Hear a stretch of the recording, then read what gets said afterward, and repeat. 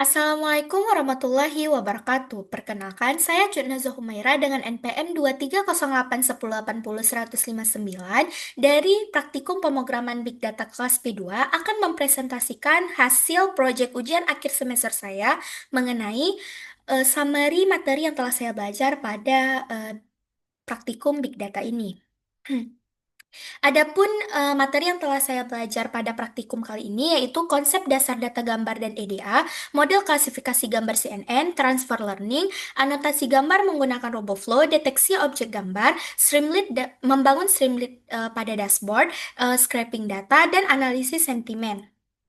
Baik, pertama saya akan menjelaskan dulu apa sih data gambar itu.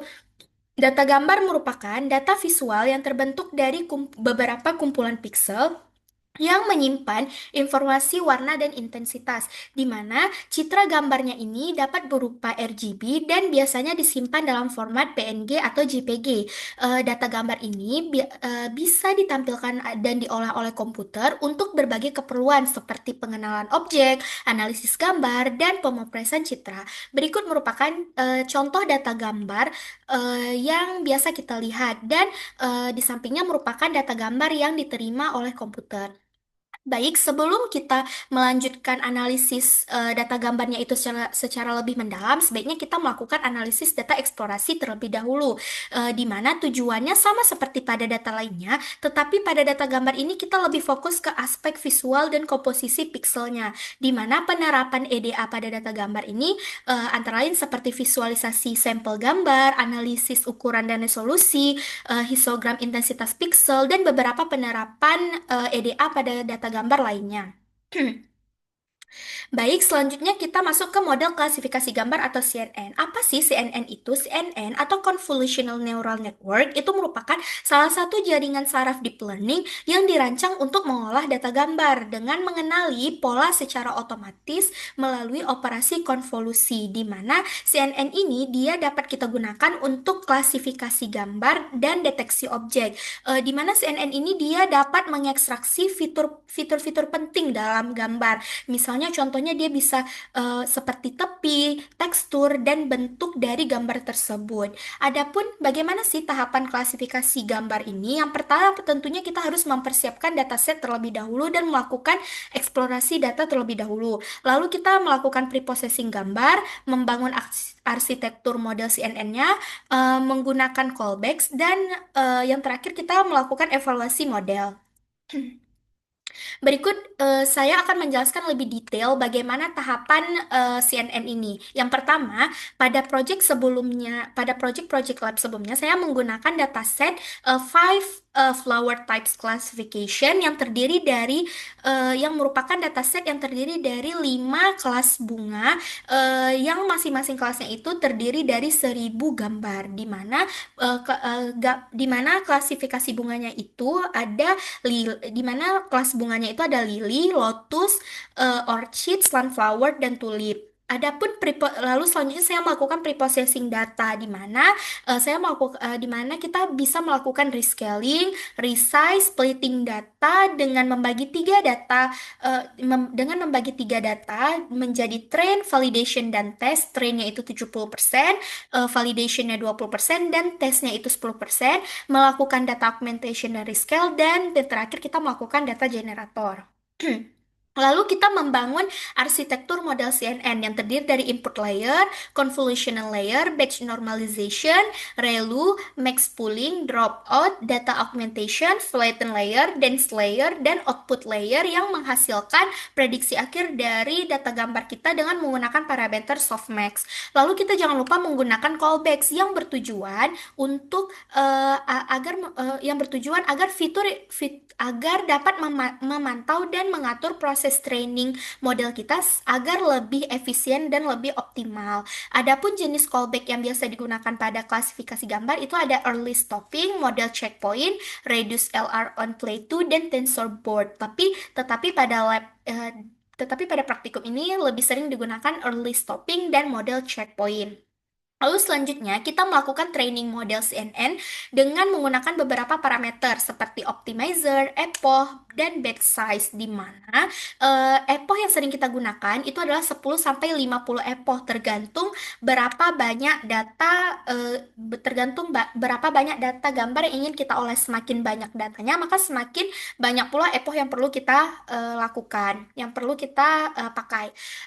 Dan yang terakhir kita melakukan evaluasi model di mana outputnya itu menghasilkan confusion matrix dan klasifikasi report yang dimana kita bisa mengetahui dari eh, hasil model kita itu berapa akurasinya, precision, recall, dan F1 score di mana untuk data bunga saya itu hasil model klasifikasinya itu adalah 91% akurasinya. Lalu ada transfer learning. Transfer learning ini apa sih? Transfer learning ini merupakan metode yang memanfaatkan model yang sudah dilatih pada dataset sebelumnya, yang datasetnya itu besar, sehingga model tersebut sudah memiliki pengetahuan yang awal tentang fitur visual, sehingga kita bisa menggunakan model tersebut untuk model-model lainnya. Adapun langkah transfer learning ini yang pertama, membuat model pralatih, membekukan layer awal atau freezing, menambah layer baru, fine tuning, dan evaluasi model. Nah, selanjutnya ada anotasi gambar menggunakan aplikasi RoboFlow. Apa sih sebenarnya anotasi gambar ini? Anotasi gambar ini merupakan proses memberi tanda, label, atau penandaan tertentu pada objek di dalam sebuah gambar agar model komputer itu dapat memahami apa aja objek yang ada di dalam gambar tersebut. Adapun jenis-jenis anotasi gambar dengan menggunakan RoboFlow itu adalah bounding box, polygon, key point, segmentation max, dan class label. Berikut merupakan contoh anotasi gambar pada RoboFlow dengan menggunakan jenis anotasi bounding box. Lalu selanjutnya ada object detection dengan menggunakan model YOLO V8. Apa sih deteksi objek itu secara umum? Deteksi objek ini merupakan salah satu proses pada computer vision yang bertujuan untuk mengenali apa aja objek yang muncul dalam sebuah gambar sekaligus menentukan posisi objek tersebut melalui bounding box yang telah kita lakukan pada aplikasi RoboFlow tadi. Eh, dan model YOLO V8 ini merupakan salah satu model deteksi objek modern yang diyakini merupakan model yang bekerja sangat cepat dan akurat dalam memproses gambar dalam satu kali forward pass. Adapun arsitektur model YOLO V8 ini terbagi menjadi tiga, ada backbone, neck, dan head, di mana backbone ini merupakan bagian awal untuk mengekstraksi fitur utama dari gambar yang terdiri dari tiga komponen yaitu conv, C2V, dan SPPF. Dan lalu ada neck.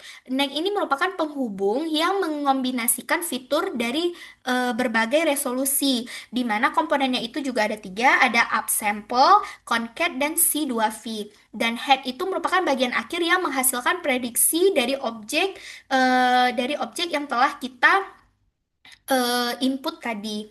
Lalu berikut merupakan contoh hasil deteksi objek di mana dalam satu gambar itu terdapat berbagai jenis bunga dan eh, model YOLO V8 ini dapat mendeteksi apa aja bunga yang ada di dalam gambar tersebut.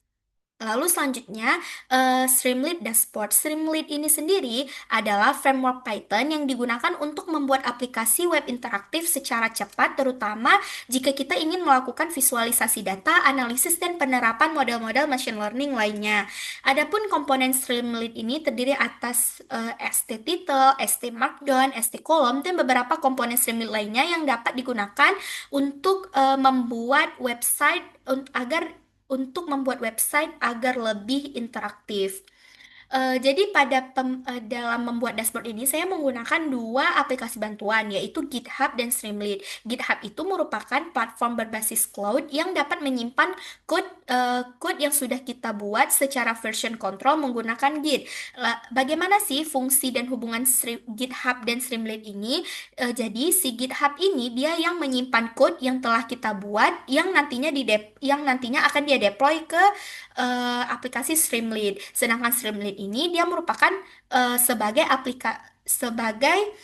pembuat aplikasi web interaktif kita.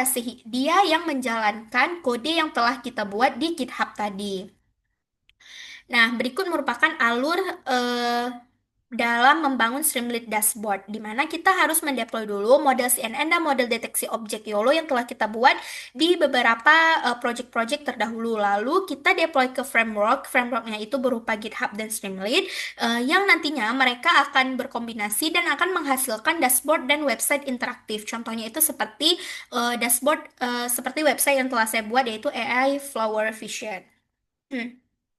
Nah, berikut merupakan contoh dashboard interaktif, dashboard web interaktif yang telah saya buat, di mana saya membuat beberapa section. Yang pertama itu ada section selamat data, lalu yang kedua itu section fitur unggulan, yang ketiga itu section langkah menggunakan objek, yang keempat itu section literasi teknologi AI, agar nantinya kalau misalnya ada pengguna yang tidak mengerti tentang AI itu bagaimana, machine learning atau computer vision itu bagaimana, mereka dapat pengetahuan terlebih dahulu bagaimana sih klasifikasi dan deteksi objek yang dilakukan pada web ini di web ini gitu.